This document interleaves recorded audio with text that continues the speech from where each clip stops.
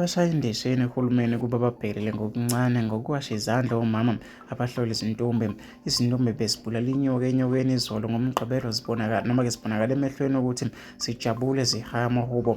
Omama abahlola izintombi bebejuluke bemanzi inte behlake benyuka behlela izintombi ukuba-ke zime kolayini abafanele zilinde-ke ukuyophatha-ke noma ukuyothatha umhlanga. Unkosazana Sipho Kuhle Selebhe ohlola izintombi enquthu utshele iphephandaba ukuthi-ke bengomama bayawuthokozela umsebenzi abawenzayo, kodwa-ke bengajabula uma uhulumeni engabageza izandla ngokuncane nje, kwazise-ke babuye bakhiphe emaphaketheni abo uma-ke benza lo msebenzi.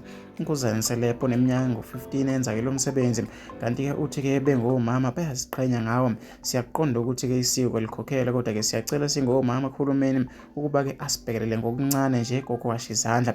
Kwesinye-ke isikhathi kumele-ke sikhiphe emaphaketheni noma-ke ephaketheni lethu sithengele izintombi ukudla nemvunulo kulezo-ke ezingenayo. Konke lokhu-ke sikwenza ngoba-ke sinothando lwalo msebenzi futhi-ke sinikele kona noma-ke sizinikele kona. Kusho yena uphinde wacela indlunkulu ukuba ithobelane ngoba-ke nabo-ke babukela kuyona. Thina-ke njengesizwe-ke siyizingane zayo futhi-ke sibukela kuyona. Imibiko-ke lokhu ivela-ke isiphatha kabi njengalona-ke osabalele ngoLwesihlanu ongelona-ke iqiniso ukuthi umkhosi usususiwe lapha-ke ngesikhathi-ke kuhlasele ubhubhane i-COVID-19. Besinovalo lokuthi-ke kuzophela ngesiko lethu esilithatha noma-ke esilithanda kangaka, usho kanje. Uphinde wabonga-ke noma ukuzigcina kwezintombi kule minyaka noma-ke kungayiwa-ke enyokeni, wathi-ke kuyamthokozisa ukubona ziphume-ke ngobuningi bazo.